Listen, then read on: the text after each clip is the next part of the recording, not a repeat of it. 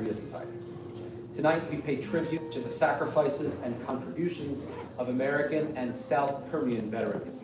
We've got a real Korean War veteran in the house tonight, Jack Foley, right over there, and we'll get to hear from him in just a little bit. Thank you for joining us, Jack. We are so grateful for two partners that we worked with tonight that made this evening possible: the Consul General of the Republic of Korea in New York and the Korean Defense Veterans Association New York City Metro Area Chapter. And here are the two gentlemen, Consul General Sangho Kim and General Stockel.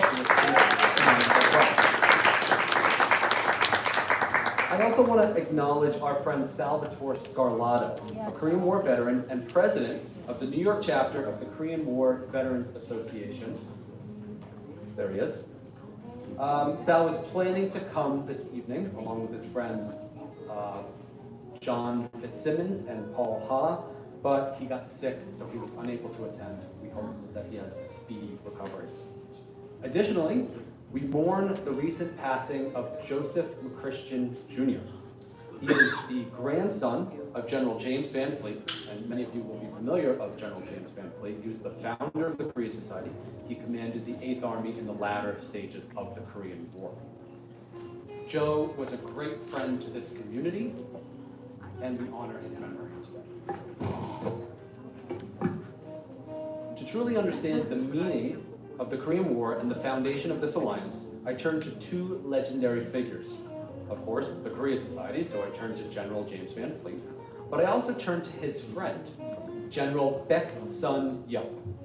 General Baek Sun-yup is perhaps Korea's most iconic modern military leader. Van Fleet and Baek, here they are right there, fought shoulder to shoulder and forged a deep personal relationship and mutual respect during the Korean War. They dined together, they discussed military strategy together, and they laid the groundwork for the modern Republic of Korea Army. Early on, Van Fleet recognized Baek's tactical acumen, his composure, and his integrity, calling him, quote, the finest operational commander in Korea. He advocated for Baek to command the ROK 2nd Corps and to become Korea's first ever 4-star general. In his memoir, From Busan to Panmunjom, right here. It was a great read. Baek refers to Van Fleet as a crucial mentor and the father of the Republic of Korea Army. It is therefore fitting that in recognition of their service, General Baek was given the Korea Society's highest honor, which is called the Van Fleet Award, and General Van Fleet was posthumously awarded the General Baek Sun-yup Award by the Korean government. Both men understood the deeper meaning of the war and the importance of the alliance. Van Fleet said, Korea is the battleground where freedom made its stand against tyranny. If we had failed here, the message would have been that free nations will not stand by one another. The sacrifices on those hills proved otherwise. General Baek said, because we stood together, a nation survived, rebuilt, and flourished. Every factory, every school, and every thriving city in Korea today is a monument to the soldiers, both Korean and American, who held the line. Both leaders were deeply committed to the alliance, both during the war and after the war. General Baek said, the alliance was not forged on paper or in diplomatic halls, it was forged in the mud, snow, and blood of the battlefield. When American soldiers bled alongside Korean soldiers to defend a land that they had never known, for a people that they had never met, that built a brotherhood no time or politics can erase. Speaking to that mutual sacrifice and referencing the tragic death of his son during the war, General Van Fleet said, my son died for Korea, but so did thousands of Korean sons die for their own homeland and for our shared security. Their sacrifice binds our two nations together with ties stronger than any treaty could. We stop to reflect and to ask, what does this mean for us today? I would put forth that because their service and sacrifice came at such a terrible cost, and because it achieved such lasting and substantial good, we owe our veterans, those who served in the war and those who served after, a debt not just of gratitude, but a debt of duty. Kindling their memory and recalling their courage, we are empowered to fulfill their mission, the preservation of peace and the flourishing of our two societies in partnership and in affection. It is an objective that we pursue here at the Korea Society, but we cannot do it alone. The challenges are too daunting, the tasks too great. We need partners from all corners and across all strata of the United States and Korea and other like-minded allies. So I invite you not only to mourn the sacrifice of our veterans and to acknowledge their tremendous devotion, but also to find inspiration in their deeds. There's a lot of work left to do, and we here at the Korea Society are honored to do it together with you. I'm happy to turn the podium over to some of our very important partners. First, I would like to welcome Consul General Sangho Kim of the Republic of Korea in New York. Please help me welcome him to the stage.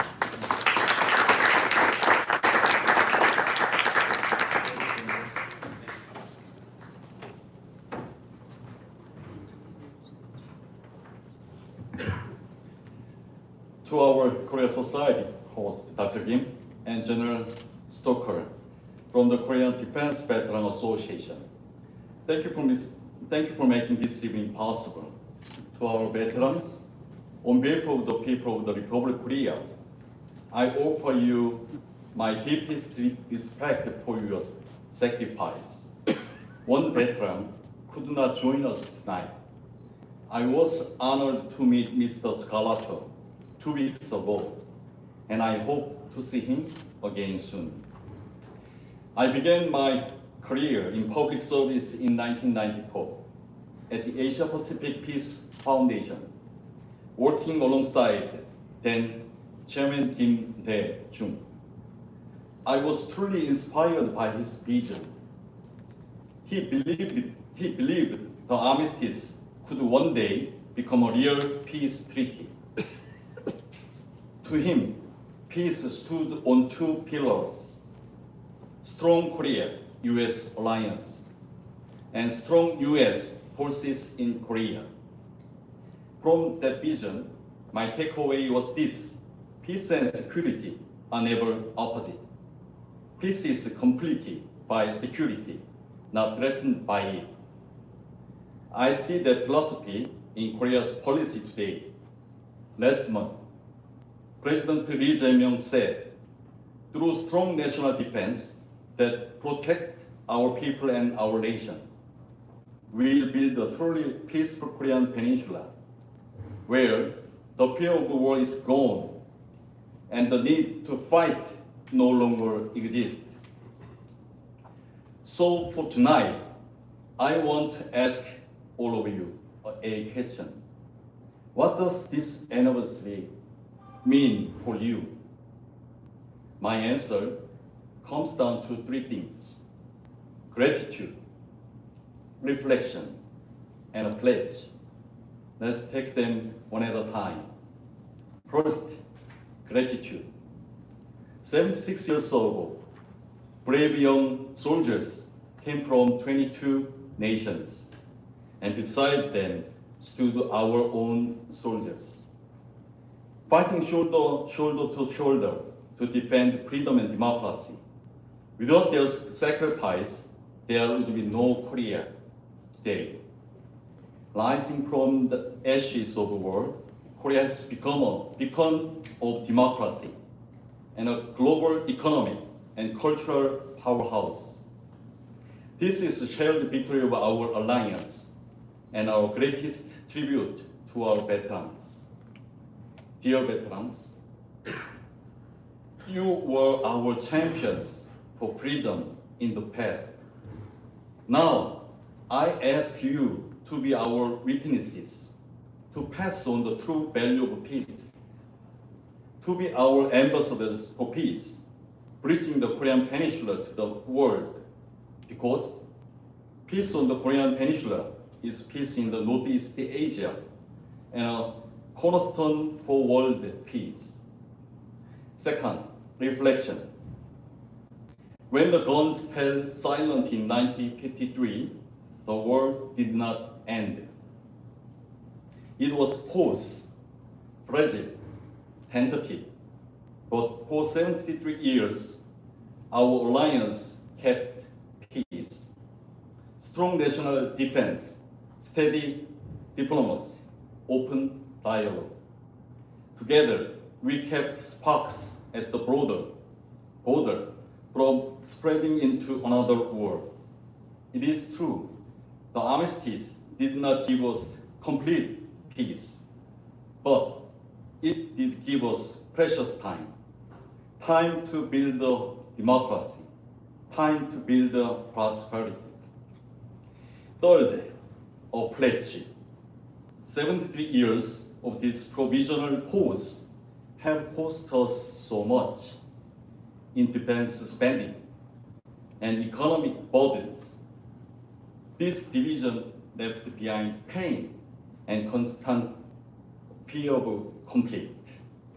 Now, it is time we move beyond the peace that only deters war. It is time we move toward peace that ends the war for good. That is the work of our generation, grounded in our alliance, growing through dialogue and cooperation. Let us make future defined not by fear of war, but by peace in our daily lives. Tonight, we honor the history of our alliance and give thanks to all who sacrificed for our freedom. We reflect on what peace has meant and what our peace can still become. The armistice was never the end of the story. It was only the beginning. What remains now is to complete the story with the lasting peace. To our veterans, we will forever remember your sacrifice. May your courage be the light that guides us to lasting peace on the Korean Peninsula and for the world. 감사합니다.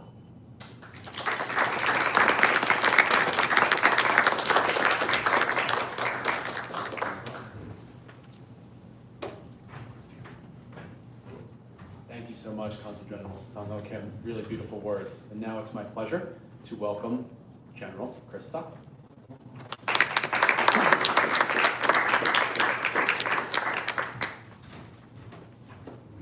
Good evening, everyone. It's my distinct pleasure to be here this evening. I want to thank the Consul General, the Korea Society, and my partners at the Korea Defense Veterans Association, Jack Foley, our Korean War veteran, that brings together the importance and understanding for the ROK, Republic of Korea, and U.S. Alliance. I have a personal story and goes back to about high school when I started talking to my dad about the Korean War. He served in the 25th Infantry Division as a sergeant in 1952. So I started going to Korea myself in 2012 as a colonel. And I always start my speech off with thanking my dad and everyone that served, and the Korean government, and the U.S. government, and of course the United Nations Command, all the member states that it sent troops, logistics, medical. Many countries you don't think were there were actually there, but they did have some caveats like just medical support.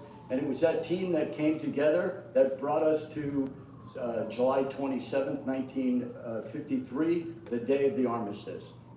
So as the Consul General pointed out, the war has not ended, but there is an armistice, and it has remained intact for 73 years.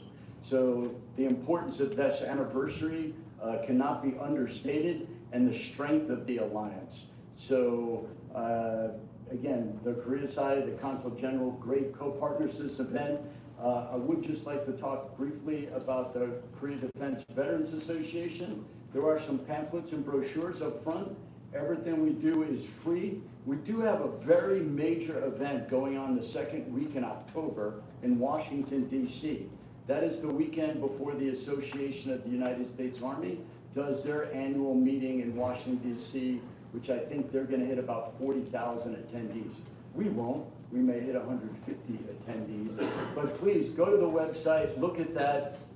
You'll understand why I'm speaking today about the strength of the alliance, the importance of the armistice, right, which brought us a ceasefire on the peninsula, but if you've ever been to the DMZ or in the Joint Security Area, even today, it was just a few years ago when I was there, some torrential rains had happened, some mudslides had happened, landmines had come from the north to the south, and 2 Korean soldiers were injured.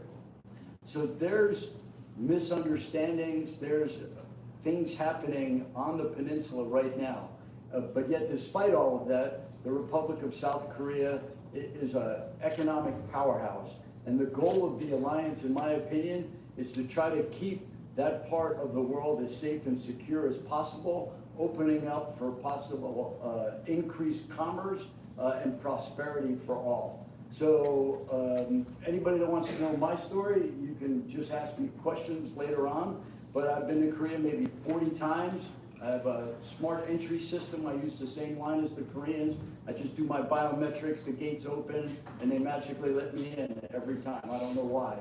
I thought I was flagged in some database, but I'm not. So just a great country. I can tell you about all my deployments there. Started going as a colonel, retired in July 2019, and now I'm the New York City metro area chapter president for the Korea Defense Veterans Association.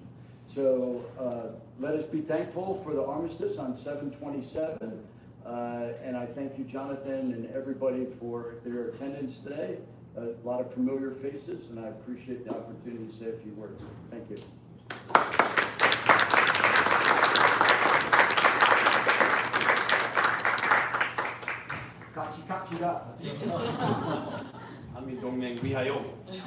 Thank you so much, General Stockel. And now it is my distinct pleasure. Please help me to give a very warm welcome to Korean War veteran, Mr. Jack Foley.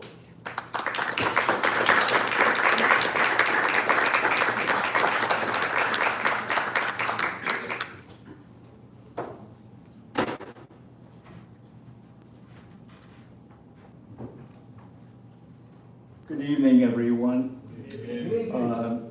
I want to share my story of being in Korea.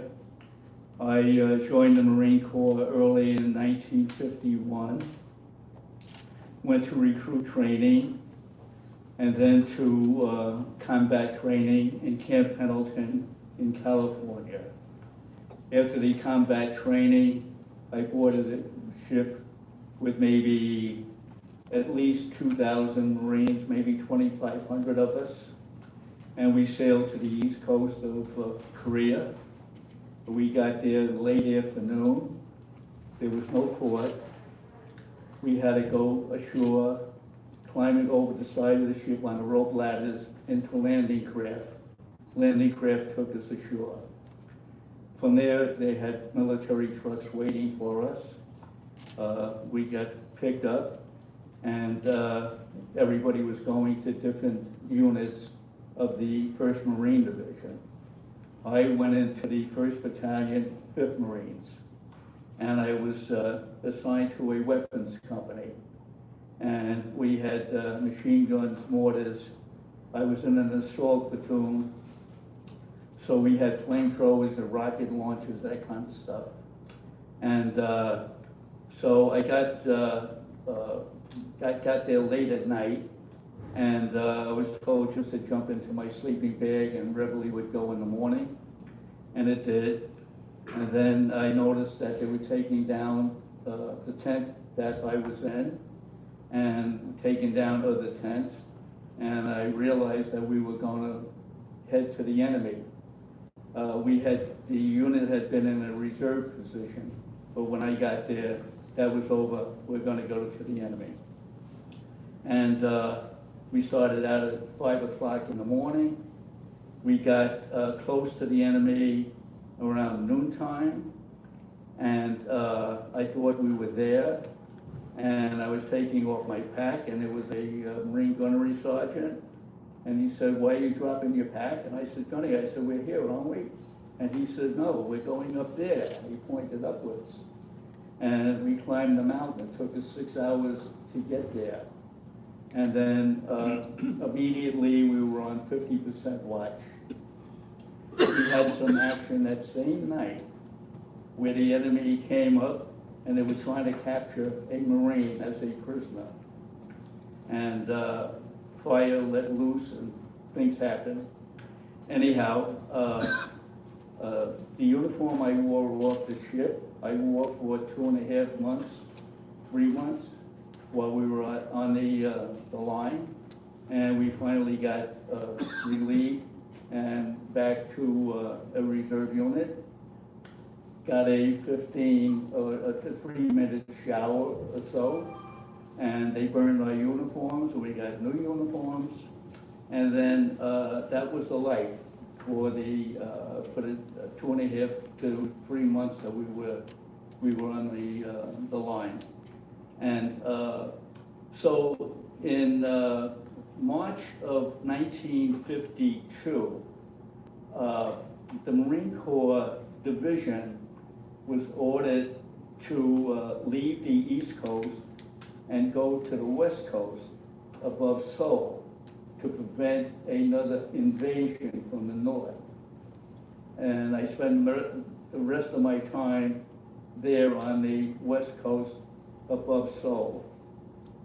But during the time that I was in Korea, I never seen a paved road. When we were crossing over to the West Coast, we went through Seoul, and there was some pavement there, but I never really saw a paved road. I was never in a building. There was just nothing there. It was pretty horrible, seeing that. But anyhow,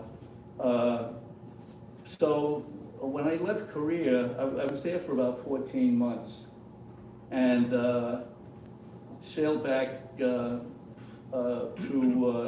Camp Lejeune in North Carolina.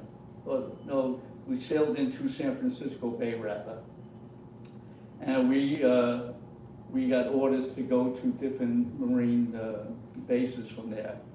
I eventually left the Marine Corps in 1955 after 4 years, and I immediately went into the police department in New York City. At that time, I was 21. And I want to share with you that while I was in the police department, a few years, close to around maybe 1960, I began to see Korean people being in New York City. I remember meeting people that were opening up businesses, retail stores, but just meeting a fair number of Korean people that had come from Korea for different reasons. And I would introduce myself, and during the conversation, I would say to them that I had been in Korea. And when I said that, I immediately had a friendship with the person I was speaking with, because they knew that I understood what was going on in Korea. And I was proud to be a Marine, and proud to be a Marine in Korea. And I was proud when I left Korea and I came back to the United States that I had been in Korea. And the people that I met in the city, they were all so nice and kind, and they really respected my time in Korea, because we spoke about it. And I just became friendly with a lot of Korean people. I was invited to their homes, and they, of course, I was in the police department. They would say, please stop by and say hello to us, and I did.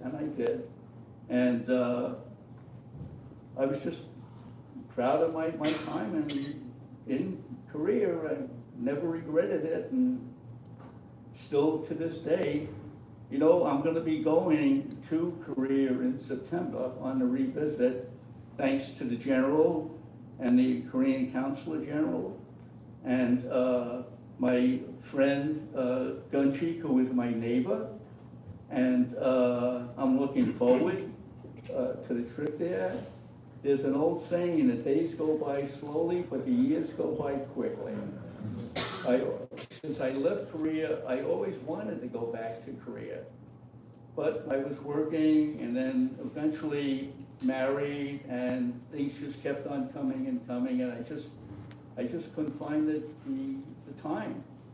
So I'm really, really, really happy to be making this trip in September. Really happy. Really appreciate the people that helped me to be able to do this. With that, that's my story.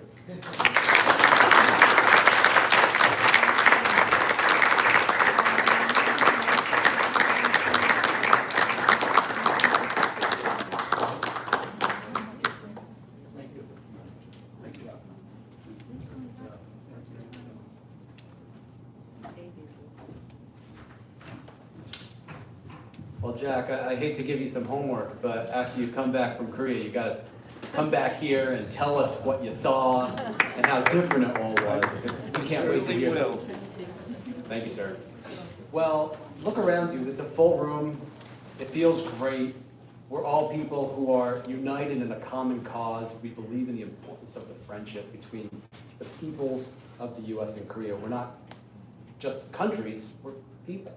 And look around the room, that's what you're gonna see. So I hope you have an opportunity to meet one another, to spend some time learning about each other's stories, and to develop relationships with one another. Consider the Korea Society as your home base when you get the opportunity to do that. We've also been hiding food from you.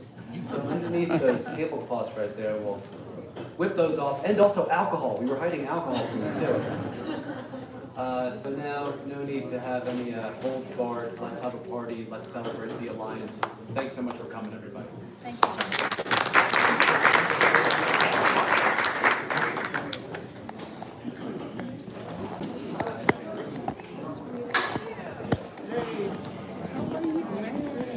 Hi, man.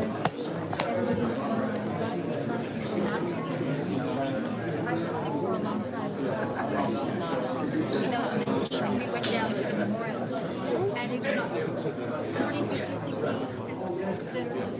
I can hardly wait. This is 75 years. How are you doing? Você esqueceu? No, you don't have my husband. So I was going to get over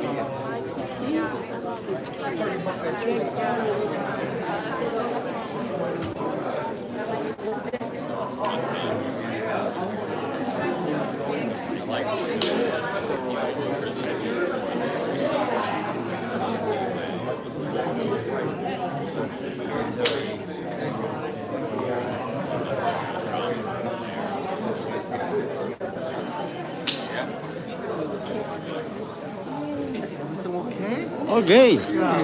Nice to meet you. Thank you. Thank you. I'm sure they would love to hear.